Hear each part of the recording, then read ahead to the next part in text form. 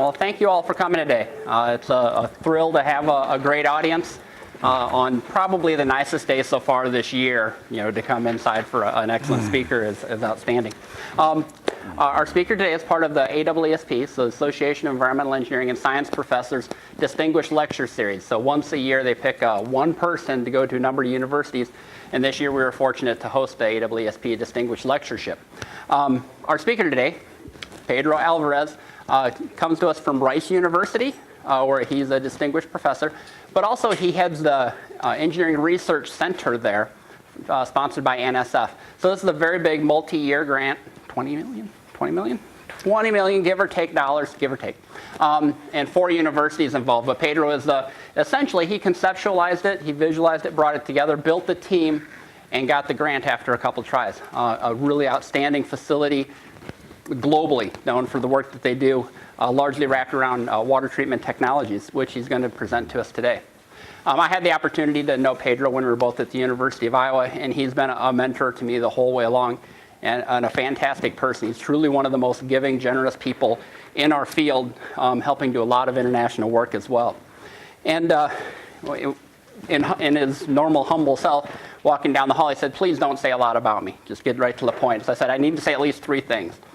So the 3 things he picked was that he's the winner of the Clark Prize. It is the top award in our country, essentially, for water-related research. And it's given 1 per year. So really outstanding, considering not just environmental engineering, but chemistry, other areas that go into water treatment technologies. And Pedro was selected as that. He also was just elected this spring to the National Academy of Engineering, which he hasn't even gone through the induction ceremony yet. So congratulations, Pedro, on that. Thank you. Thank you. And the other thing he said was that he was honored to be selected by peers to be the AEESP Distinguished Lecturer, and he's also a former president of AEESP. So with no further ado, Dr. Pedro Alvarez to talk about his nanotechnology-enabled water treatment. Thank you, Joel. Well, thank you. It is indeed a great pleasure for me to be here and have a chance to see old friends like Joel and Dan and Mark, and meet new people that are doing very exciting work here, and thank you for arranging for such beautiful weather. Yes, I really appreciate that. Well, I think I am speaking to the choir when I tell you that the importance of clean water to global health and to economic development simply cannot be overstated. But unfortunately, providing clean water in an affordable and reliable fashion is getting harder, because the demand for it is growing with an increasing population, because water pollution is becoming more complex and more difficult to treat, and climate change with more frequent droughts and extreme events and saline intrusion in coastal areas are exacerbating freshwater scarcity. What I want to do today is to present a vision of how nanotechnology can help us achieve water security, and also address growing challenges at the water energy nexus. And along the way, I will be presenting some of the research that we're doing at NUT, this multi-university center that is headquartered at Rice University. And not all of this research is mine. Some of it is a team effort. Some of it I'm not even part of the team. So I will try to give due credit when the need comes up. As I was saying, maybe a good place to begin is remind you that although we live in a water-abundant planet with about 70% of its surface covered by water, only a very little bit of it is actually available for our anthropogenic needs. This sphere right here is an accurate representation of the total water that there is in the world. And if we remove first the oceans and then the glacier ice, we're left with a very small amount, 0.014% of the total, available in a readily renewable fashion like lakes and rivers. And that water represents severe competition for different uses by different users, which reminds me of what a distinguished citizen of this state used to say, that whiskey is for drinking and water is for fighting over. And to illustrate this issue, let's consider first the oil and gas industry. You know, water is a $1 trillion a year challenge for this industry. First of all, when you extract oil, a lot of formation water comes out. In fact, some of these oil and gas companies are really water companies that produce oil and gas as a byproduct, some people say. And these waters, produced waters, represents a major disposal challenge because they have very high salt concentration, sometimes 7 times saltier than seawater. You have radionuclides even, heavy metals, toxic hydrocarbon, biocides, and so on. Also, it takes a lot of water to get oil out. Sometimes you need to inject steam. Sometimes you need to inject water to maintain the hydrostatic pressure. In Texas, for example, to get a barrel of oil, you need 10 barrels of water. And this is often in semi-arid areas. So this underscores a need for treating locally and reusing locally those produced waters. And of course, these produced waters also represent a missed opportunity for beneficial disposition, not only to enhance oil recovery, but also to enhance, for example, desert regreening, or in some cases like California, where the water is not so salty, you can use it for agriculture. It's also important to remember that producing electricity requires also a lot of water. You know, to have a light bulb on for one day is the equivalent of having 100 liters of water. That's the virtual water equivalent. Yes, it is non-consumptive, but nonetheless, it represents significant withdrawals. On the other side of the coin, it takes a lot of energy to treat and distribute water. A typical city will spend 20% of its electricity moving water and distributing it. And some treatment processes of growing importance, like desalination by reverse osmosis, are very energy intensive. 55% of the cost of reverse osmosis desalination is energy. So this underscores the need for technological innovation to develop some low energy approaches.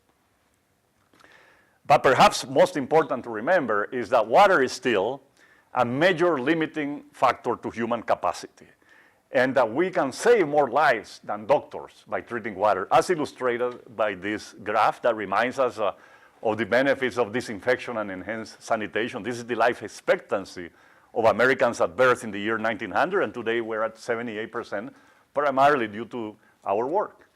Of course, this is what I call working on the correct side of the decimal point. But we have not won this war. Right now, 1/2 of all hospital beds in some parts of the world are occupied by someone who got sick by a waterborne infectious disease. Now, we already spoke about the importance of water to energy, but also for food production. To produce 1 kilogram of beef, you need about 15,000 liters of water.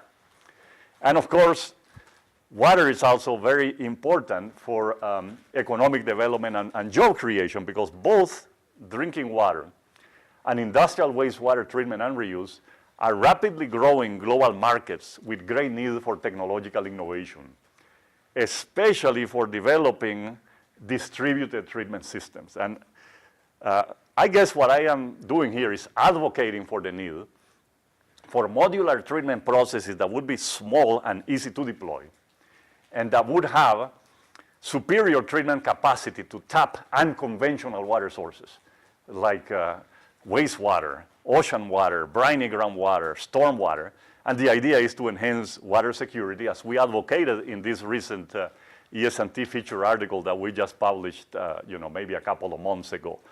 And there are many drivers that support this vision.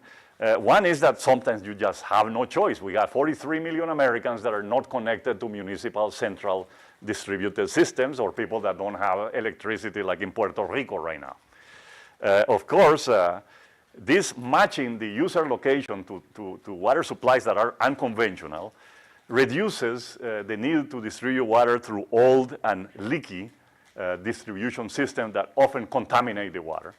And you have a lot of losses that result in energy losses.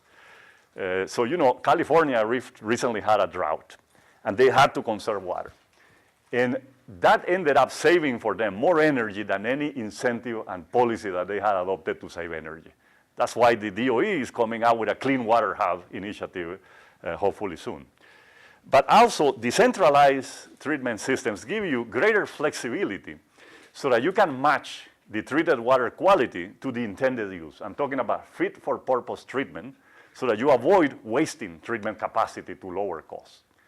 And this represents also a great opportunity for advanced materials, for material science, for nanotechnology, for chemists, to develop materials that exhibit higher selectivity for those pollutants of highest priority, so that, again, you can avoid wasting treatment capacity on inconsequential constituents in water.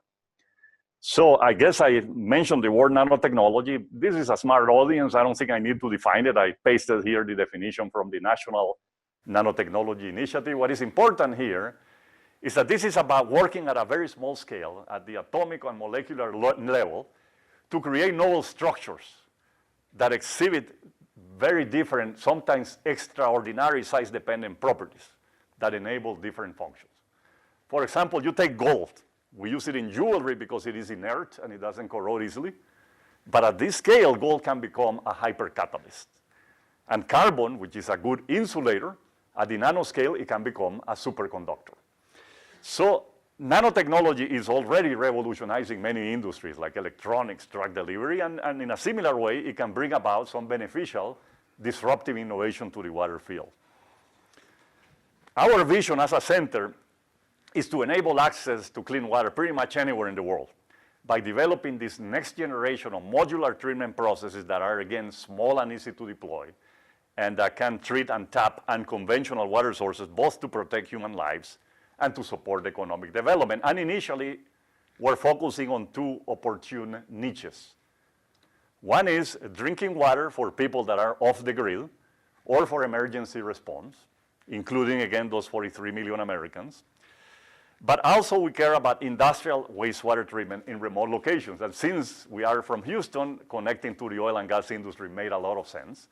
And here the idea is to minimize the need for freshwater withdrawals and minimize the impact upon discharge. That's why we are treating and reusing those waters locally.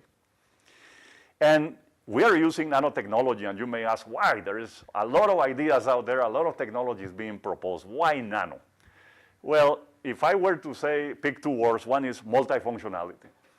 See, wastewaters have a complex mixtures of different pollutants that require different functions or different processes to be removed. Some pollutants are more easily removed by absorption or precipitation. Others need to be oxidized. Others need to be reductively dechlorinated, and so on. If you could combine these functions in the same material or reactor, you could simplify these large and clunky treatment trains and miniaturize treatment systems so they are smaller and easier to deploy. The second reason, besides multifunctionality, is higher selectivity. Again, so that you can focus your treatment capacity on the highest priority pollutants and avoid wasting treatment capacity on things that don't matter. But also, on a per atom basis, these materials are much more reactive than their bulk materials, so they give you an opportunity to develop superior catalysts, adsorbents, multifunctional membranes that have self-cleaning and self-repairing properties, and so on. And as I'm going to show you soon, unprecedented capabilities to harvest sunlight to directly treat wastewater or drinking water. Before I give you examples, the last vision slide, I want to explain basically how the center is organized. So our vision, again, is treat to fit for purpose treatment. And you have many different types of source waters, and your treatment objectives can vary also. So you need a lot of flexibility here. And that's why we choose modular processes that you can plug and play as needed. And the first thing we want to do, typically, is to remove compounds that interfere with other processes that, for example, cause scaling of membranes or adsorbents. And usually for the oil and gas industry, maybe that's all you need to do. Remove things that interfere with their friction reducers or their gelling agents, and that's okay. But if you want to drink the water, then you need to, of course, remove a lot of toxicants and priority pollutants. And it's here where we favor catalytic and physical processes over those traditional processes where you are, for example, chemicals to promote coagulation, because we want to minimize waste streams. And sometimes you simply need to desalinate. Sometimes you live in a coastal area or your only access has a lot of salt. And here we favor low energy desalination. And I'm going to begin with an example of this. What I'm showing you here is something called membrane distillation, where the general idea is that you heat up water to generate a vapor. And the vapor trespasses a hydrophobic membrane, which does not allow the passage of water, but vapor can get through. and the vapor condenses on the other side, and then you get distilled water. And of course, this is not low energy. This is, in fact, one of the problems with this is that it requires a lot of energy to heat up water. But we do it because it has a big advantage over reverse osmosis, which is that there is no limit on the salt concentration that you can treat. See, with reverse osmosis, you can barely get to seawater type. But we're dealing here with produced waters that have 7 times the salinity of seawater, and reverse osmosis has not a prayer. So that's one major problem, cost, because of high energy consumption. The other big problem is inefficiency caused by the fact that here is your membrane, right? The temperature of the water cools down at the interface with the membrane. That decreases the temperature gradient and decreases the flux. This is something called temperature polarization. And you can lose 70% of the flux due to this phenomenon. So how can nanotechnology help us address these 2 challenges? Now, 1, make it cheaper, and 2, make it more efficient. The answer lies in nanophotonics. Naomi Halas, who is a world leader in this field, a professor at Rice University, found that there are some particles that when they are irradiated, even by sunlight, their outer shell of electrons begins to vibrate in concert, creating a surface plasmon effect. And essentially, that ends up being a highly localized photothermal effect that can boil water. She can even boil ice with these particles.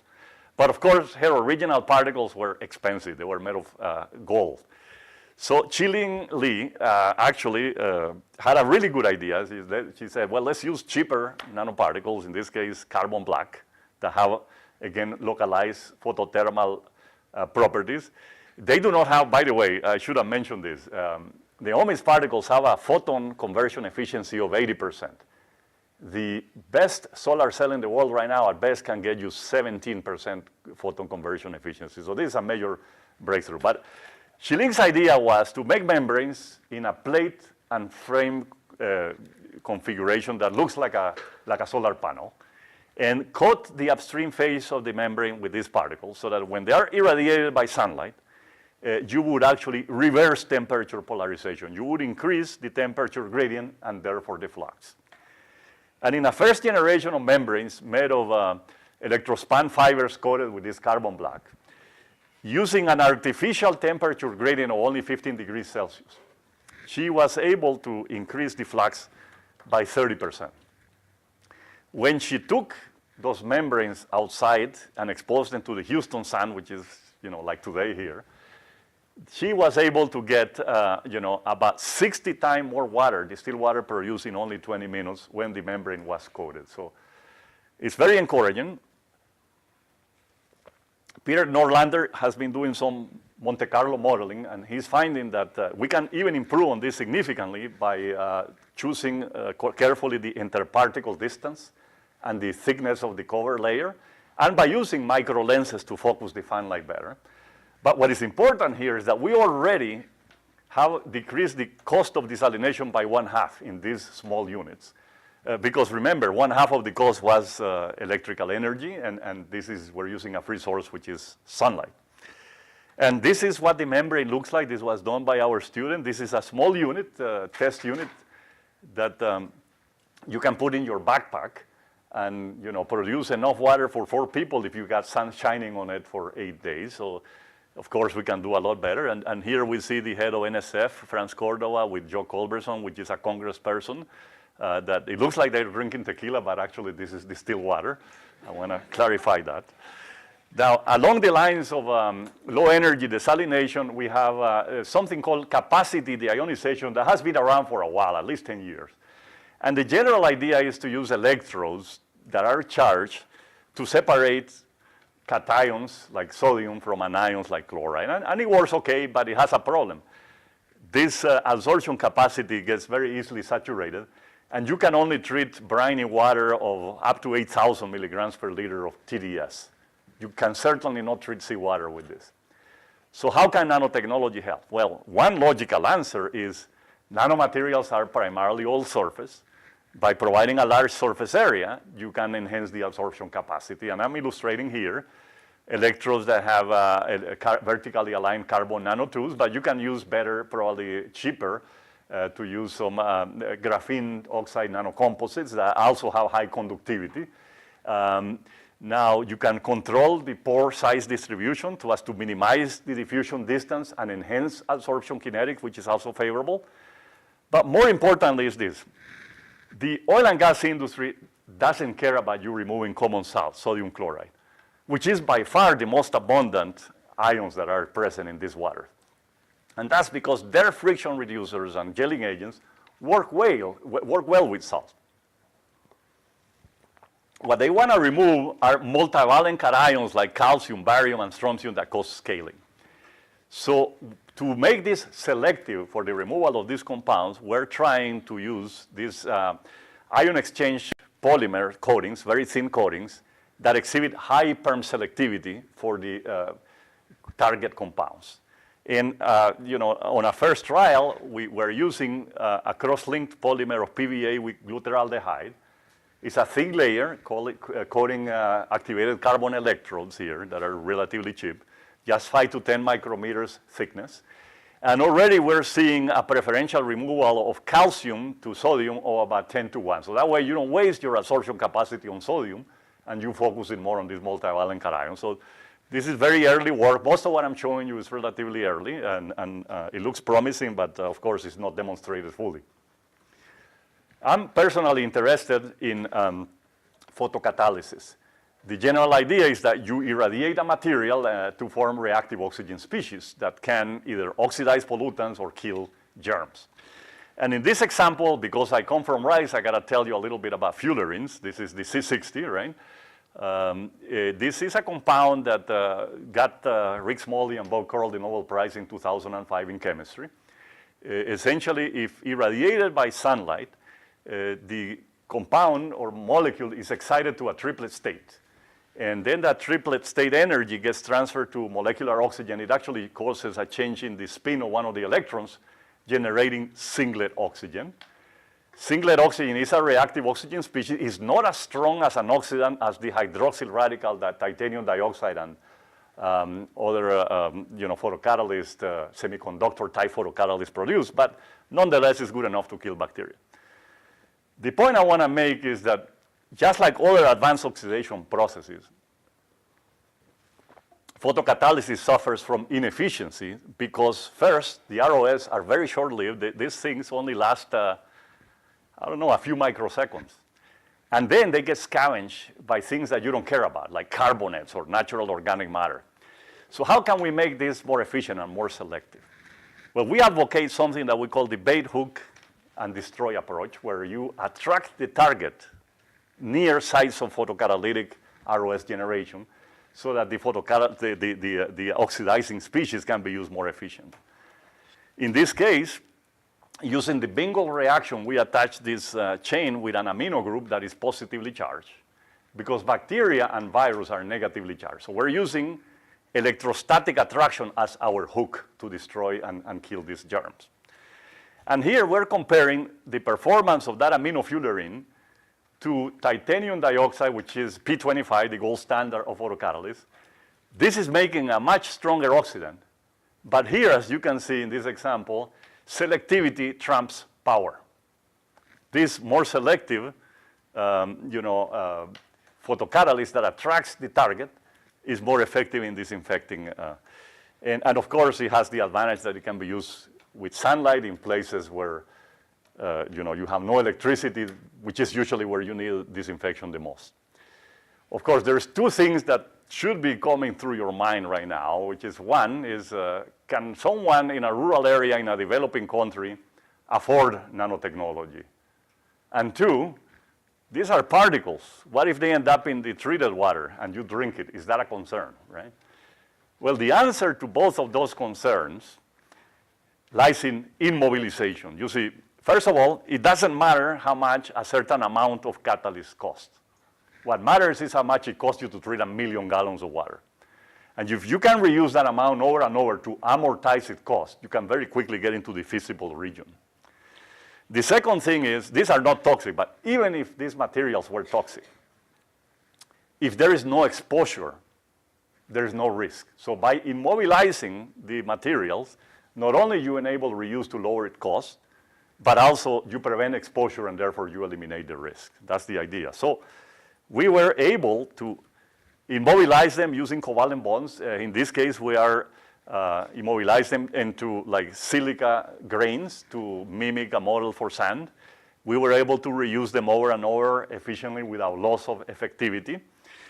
And a nice surprise was that not only was this an effective disinfectant, but it was also destroying relatively recalcitrant pharmaceuticals and endocrine disruptors that right now are breaking through our wastewater treatment systems. So right here, this suggests one way how we can start using nanotechnology without having to change system architecture too much. Most wastewater treatment plants in the US and Europe have UV disinfection. They have a UV chamber for disinfecting. You don't want to use chlorine because that generates disinfection byproducts that are nasty.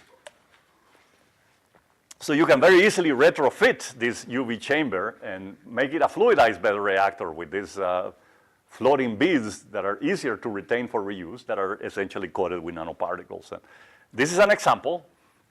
This is a fluidized bed that we use in a project that we had in Swaziland. Swaziland is, by the way, the last absolute monarchy on Earth. It's an interesting place landlocked in South Africa. And in this case, we were working with FAO, the United Nations Food and Agriculture Organization. And we came up, first of all, we did not use fullerenes. Here we use titanium dioxide. Food grade titanium dioxide, because it's really cheap. We're talking about $1 a pound, cheaper than activated carbon. And again, it's food grade, so that it should be easier to accept by the public. And we calcinated it onto sand particles. And this is a 5-gallon reactor, meaning that you can take it with you on a plane. And with a contact time of 30 seconds, you were able to produce 10 gallons per minute, which is enough to provide water for 15 households.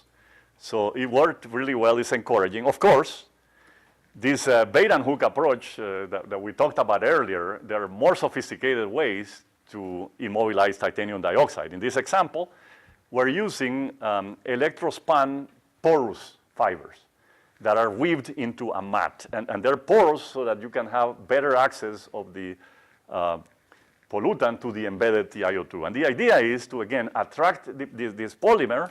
Is somewhat hydrophobic, it's fluorinated so that it can resist oxidation by ROS, and it can attract moderately hydrophobic compound, absorb them close to photocatalytic site, and destroy them right there. So we're using, in this example, methylene blue because it's easy to visualize. And we're separating the two processes. First, the bait. As you can see, the polymer absorbs methylene blue, and now this water is treated, and we do this under dark conditions. And then we turn on the light to destroy the methylene blue and regenerate this photocatalytic mat. And in some cases, you want to uncouple absorption and degradation. For example, if you have really murky wastewater and you just want to fish out the pollutants and degrade them under more favorable, higher transmittance conditions. But of course, for secondary effluent polishing, as I was showing you later, to destroy endocrine disruptors, you don't need to separate them. You can do it simultaneously. And what we're doing here is we're comparing the ability of this photocatalytic mat versus a slurry reactor. This is the common way that we apply right now TiO2 to degrade bisphenol A. And what I want to point out is that in both cases, there is a significant loss in performance as you move from an ideal system with distilled water to real wastewater effluent where you have a lot of ROS scavengers. But that decrease in performance is much less for the photocatalytic mat because it's able to bait and hook the BPA close to the photocatalytic site so that the ROS are more efficiently utilized. And this more efficient utilization results in significant energy savings, and this is what is more important here. Because the capital expenditure for photocatalysis are nothing compared to the operation expenses, and most of it is energy. So this red line is something called the electrical energy per order of reaction. It's essentially how much electricity do you need to operate these UV lamps so that you can remove the pollutant by 1 order of magnitude. And you can see that for the slurry, the electricity requirements increase by 11-fold versus only 2-fold for the photocatalytic mat. Again, because you have a material that is more selective about removing the target pollutant, so you need less energy to take care of it. Anyways, I got 2 more examples that deal with biofouling. control or biofilm control. And this is important for two reasons. One, biofilms often hide and harbor dangerous pathogens in distribution systems and in storage systems. And the second one is that they also are essentially encourage corrosion. And both of these are multi-billion-dollar problems. And it's so difficult to eradicate biofilms because you add a biocide and it doesn't penetrate, it doesn't diffuse in. It only kills the outer layer of our bacteria. The inner bacteria are protected. So in the first example, we're going to try to discourage biofilm formation in membranes, in water filtration membranes. As you all know, biofouling of membrane is their Achilles heel. This is something that is very costly. It reduces their economic life. It increases energy requirements to push the water through. So in this example, what we did is we worked with silver nanoparticles. As you know, silver nanoparticles are the most commonly used nanoparticle in commercial products. There's over 300 products in the market that have silver nanoparticles. It was the original magic bullet that Ehrlich used to fight syphilis. And we know that it works, so we, in this particular case, we're making polymeric polysulfone membranes using the wet inversion process. Another silver nanoparticles at about 5% by weight. And I'm choosing this example because it's old. It's about maybe 8 or 10 years old. Let me see, when did I publish that? Yeah, 10 years old. But it was the first time that a nanomaterial was incorporated into a membrane. So that's why I chose this. And this was Catherine Zudro, who's now a professor at Montana Tech. She ended up getting her PhD with Meni Elimelech at Yale. Anyways, we proceeded to see if it had worked by filtering some live bacteria on top of the membrane. These were microfiltration membranes with relatively large pores. So we set the membrane on top of a nutrient agar, and this allows food to get through the membrane, and if the bacteria are alive, they begin to grow. And they form colonies that you can see with your naked eye, and you can count them. And the point is that the silver-impregnated membrane was very successful at preventing bacterial growth. But more interestingly, we took membrane coupons and dipped them in bacterial suspension, leave it there for a while, take it out, wash them, stain them with DAPI, and watch them in the microscope. And as you can see here, there was hardly any attachment of bacteria to the silver-impregnated membrane because, for one thing, silver nanoparticles release silver ions, which are the critical effector of the antimicrobial activity of nanoparticles. I showed that. I don't have time to show you that, but that's in a Nanoletters paper. The point here is that this silver, kind of like bacteria, sense it, and most likely it exerts negative chemotaxis, so they go away. This discourages attachment, which is important. A nice surprise was that these membranes have relatively large pores. So the phages that are a lot smaller can get through those pores, and as you can see here, they break through. But when the membrane is impregnated by silver nanoparticles and it releases silver ions into the pores, these pores have a potent antiviral activity as well, and no virus are breaking through, so that was a nice surprise. So this is about preventing biofilm formation. The second example is, what if the biofilm already filmed? How do you eradicate it, right? And here, we're going to be using germ warfare. We're going to be recruiting the natural foes of bacteria, which are bacteriophages. Bacteriophages are viruses that exclusively infect bacteria. They cannot infect protozoa, they cannot infect humans, they cannot infect animals, right? There's about 10 to the 31 of them. For every place you go, every river, every lake, ocean, for every bacteria, there's about 10 of these phages. So they are by far the most abundant biological resource on this planet, and perhaps the most underutilized resource because they play an important role in horizontal gene transfer and evolution. But, you know, people are already using this for medical applications. If you have a burn victim infected with a flesh-eating bacteria and no antibiotic is going to take care of that MRSA, people are beginning to use phages. They did it in the Soviet Union, in Tbilisi, Georgia, since the beginning of the century, and now Western medicine finally woke up and is recruiting these techniques. The FDA has approved the use of phages for food security. Maybe you don't want salmonella in that chicken soup, and they allow you in some cases to use for human use because, again, they cannot affect your health directly. But most of these phages that people use have very narrow host range. And biofilms have so many different bacteria. So we were fortunate to come up with a method to isolate polyvalent phages that have remarkable broad host range. And they do much better, but they have a hard time penetrating the biofilm also. So what we do is we conjugate these phages onto super paramagnetic nanoparticles that can be pushed in with a magnetic field, and you can control how far you push them in. Maybe you want them to go to the anaerobic part of the biofilm where that Clostridium difficile is hiding, or maybe you want to turn right or left. And the point is that we're creating magnetic Trojan horses, okay? And there is one trick to this. The phages have to be pointing in the right direction. They have to be oriented so that the tail fibers are outward, because it is the tail fibers that recognize and infect bacteria. So how do we do that? Well, I knew that the head of these phages have a lot of carboxylic groups. So by coating the nanoparticles with chitosan, a natural occurring polymer that has a lot of amino groups, we were able to form amide bonds and very easily have them properly oriented, so you get a high concentration of phages oriented in the right direction. You can see them here. These are the little spheres. The large, of course, rods here are the bacteria, and they're killing them right there. Does it work? Well, I think so. This is an epifluorescent image of a biofilm.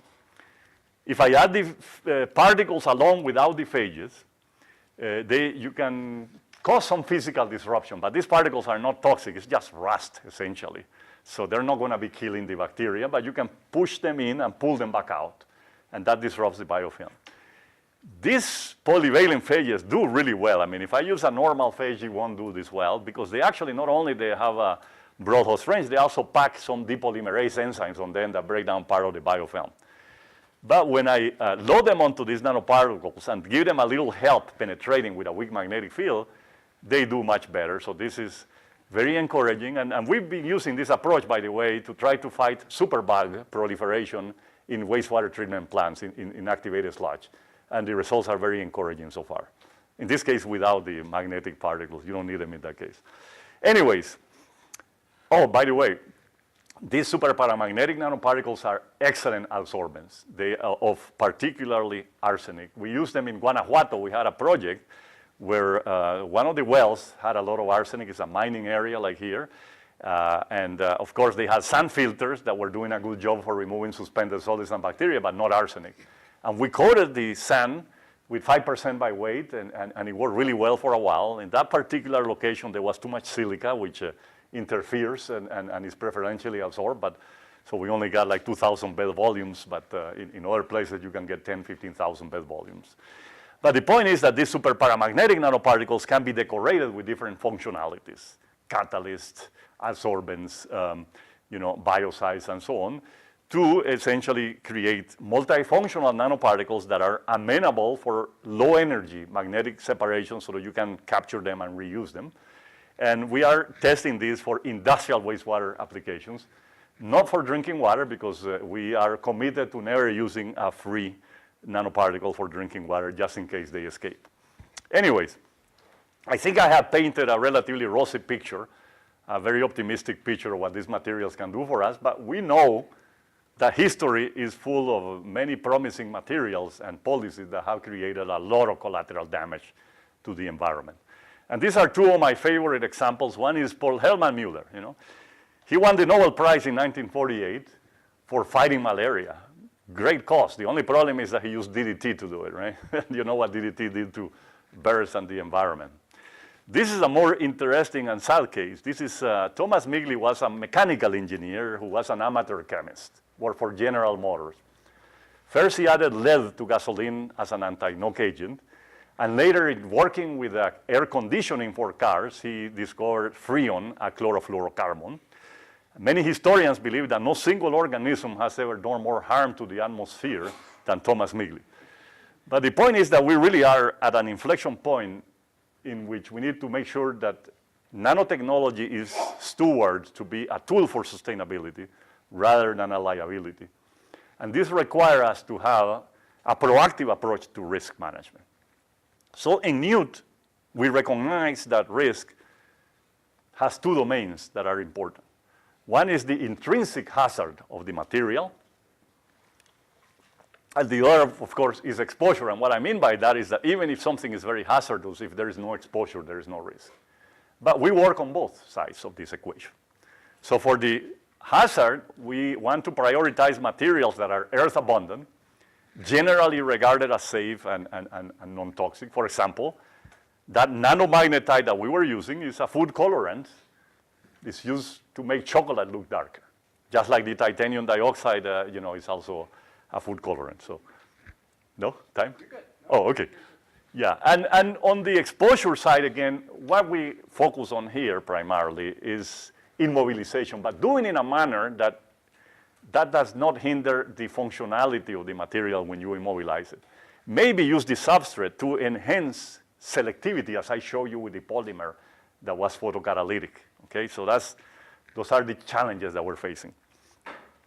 Anyways, I want to give some time for questions and answers. So let me wrap up by saying that I hope I have convinced you that nanotechnology has a great potential for beneficial innovation in many niches in drinking water treatment and wastewater treatment and reuse. It can allow us to develop new materials and enabling technologies such as this that can be incorporated into modular treatment processes that have superior treatment capacity. And I would say that Steve Jobs used to say that people don't know what they want until you show it to them. And about 10 years ago, he showed us smartphones.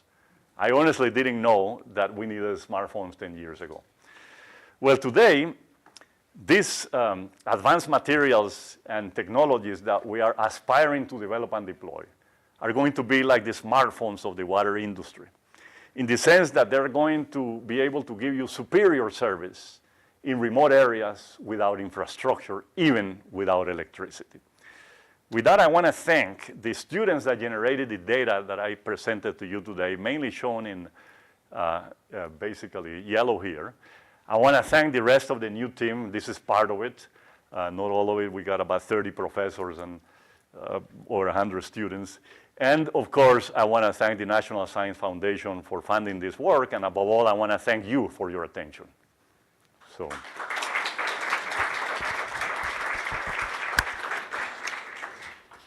Thank you, Pedro, and we certainly have time for questions. Aplenty. Phil. Fascinating talk, and as a chemist, I resonated with a lot of your positive comments. We are eternally grateful that Midgley was not a chemist. But I got the impression from the beginning of your talk that part of the drive for all of this was to decentralize water treatment. And I know there are many, many aspects, and so can you tell us for a few minutes in the decentralization model how we're addressing quality control? Yes, that's a very good question. There are different ways. One of them is to have sensors that essentially trigger alarms. But the more common way is right now when we buy, for example, a Brita filter or something like that for personal use, there are instructions. This has been exhaustively tested under different extreme conditions, and you know that you can have a certain life, economic life for it, and you add a safety factor, and then you tell people, well, you need to change this every 6 months. And perhaps that creates another industry, a small business, where they come every 6 months and service it and take it from you. But decentralization does not need to be at the point of use level. In a city, for example, it could be at a neighborhood level, where you have a point of, you treat the water to a certain non-potable but safe use that you can use for uses such as, watering your lawn or essentially cooling for industrial. And then in these satellite plants, you can essentially treat it to domestic use at a higher level. You don't have to worry about water quality degradation in the old and aged distribution system. And you can tap like local stormwater, for example, or other things. You bring a very good point about decentralization, which is how do you trust people that they're going to disinfect that water and make sure that you don't have an epidemic of cholera because somebody didn't do their job. And that's why you need to have some oversight, in my opinion, and do it at not at the individual level unless you live in a remote area But part of it is, again, guidelines that tell you, this is only good for whatever, 1 year, and then you need to replace it, as we do already for some devices, as we do for water softeners, for example. So basically, the risk can be managed that way. We know how to do it. That would be the model that you might use for the decentralized water purification. That is correct, yeah. I mean, in some cases, you can afford not to have it, but in many cases, there is no choice but to have a decentralized systems because you don't have access to decentralized ones.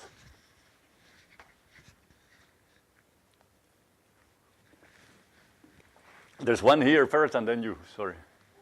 I know there's a project that actually involves a lot of universities trying to get a localized local community to test the water quality. I think probably our university is also part of it. I wonder, I'm more into the electrical and computer engineering side, so for the cyber side or connecting to the Internet of Things, how are the sensors used to test water quality? How can they actually be used connecting to the Internet? Yeah. Let me clarify, we're not working with sensors. I would love to partner with someone who does. But there is a lot of people out there developing all kinds of sensors, some very simple ones that based on voltometry or current measurement, they can detect ions, to more sophisticated Raman spectroscopy that can identify pathogens and so on. Some people are using DNA probes coupled with quantum dots to make sure that the bacteria that are dangerous become fluorescent, for example. There's a lot of work out there. Of course, sensors need to have high selectivity and sensitivity and be cheap. So I think that there is a long way. My initial ways that you can use indicators like conductivity, for example, of the water. You know that if the conductivity starts going up, that means something is breaking through, and that's a cheap sensor. So. Okay, great talk. So like the nanoparticle, they are small, they have a high specific surface area. So then why is it highly selective? What makes the selectivity high? Yeah. I just think this is something they No, can that's a just very answer good, excellent everything. question. So what is selective, hopefully, is the nanocomposite, not just the nanoparticle. For a nanocomposite that is porous and you control the pores, you can use size exclusion to prevent larger natural organic matter from getting in.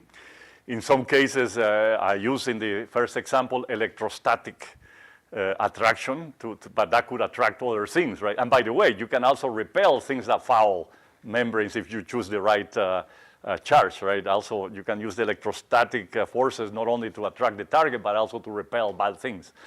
The bottom line, where I think the more, yeah, I'm going to answer your question. Modify the surface.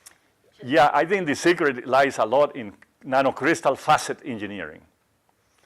I think that if you can control the facet, you might be able to control binding energies for selective pollutants.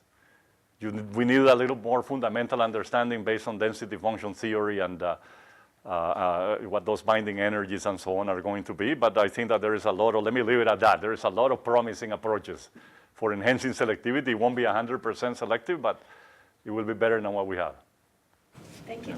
Sure. Yes, please. When you talk about this porous carbon material with the nanoparticles inside, so there is, when you use it in like polluted water, there is physical sedimentation of material on the pores. So how does the long-term stability of because the pores got clogged and...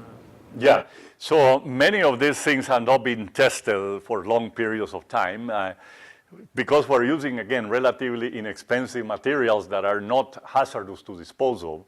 I imagine that not always it will be feasible to regenerate this capacity, and that in some cases you will just dispose of it or find another disposition.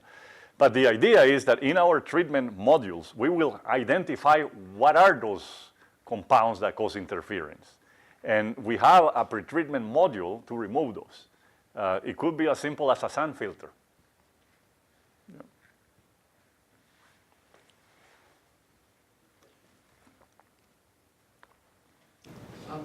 Yeah, I have a question. Yes.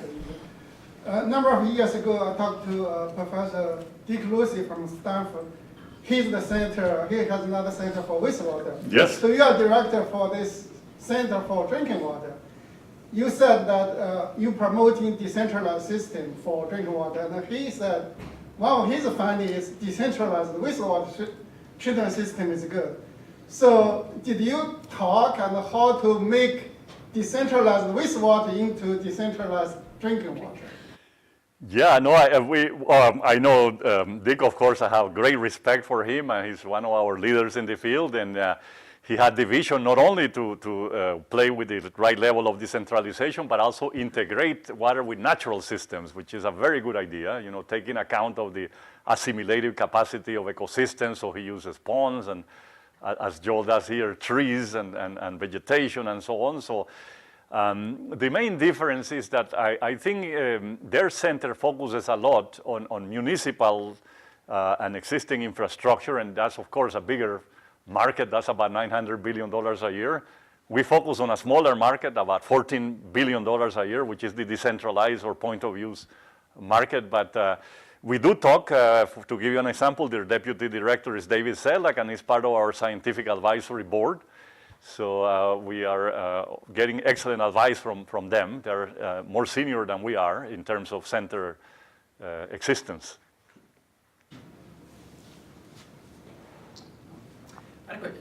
You showed some work that was being done in Africa with that. Are you partnering with any substantial NGOs or groups that would help as you get technologies that develop?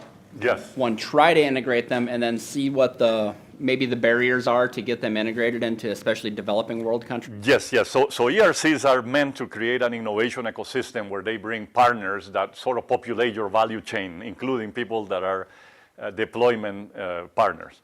We partner with a company called Localized Water Solutions out of Austin, Texas, who does a wonderful job of treating water for refugees, for refugee camps. And they recently licensed our technology for the membrane distillation, so they're going to be doing some trials. Chillingly is also working with one of our colleagues at UFSC, the Universidad Federal de Santa Catarina in Florianópolis, Brazil, where I'm also, as you know, an adjunct professor. And in there, they're going to be doing some large-scale trials in the field.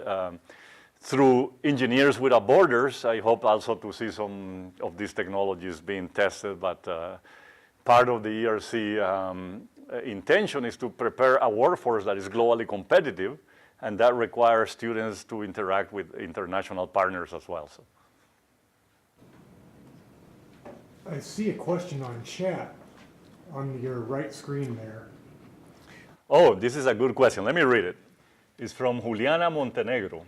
How can we select the best coating method material? You talked about chitosan. Why did you choose it? Yeah. So, you know, that depends on, of course, the objective. You need to consider not only what is the functionality that you require. In this particular case, in chitosan, I just wanted something cheap that could bind phages, you know, with the head first.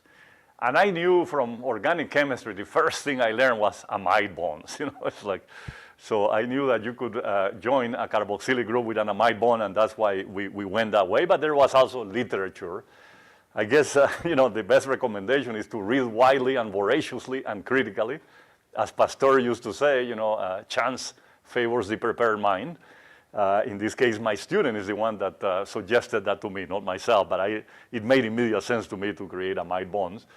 But in some cases, I mean, it's a matter of considering what is the functionality and the cost, right? And the second question is, Jaime, muy bien, pero me confundí con la hora un poco. I think that was meant for someone else. But, so that's the only question I saw. Who's Jaime?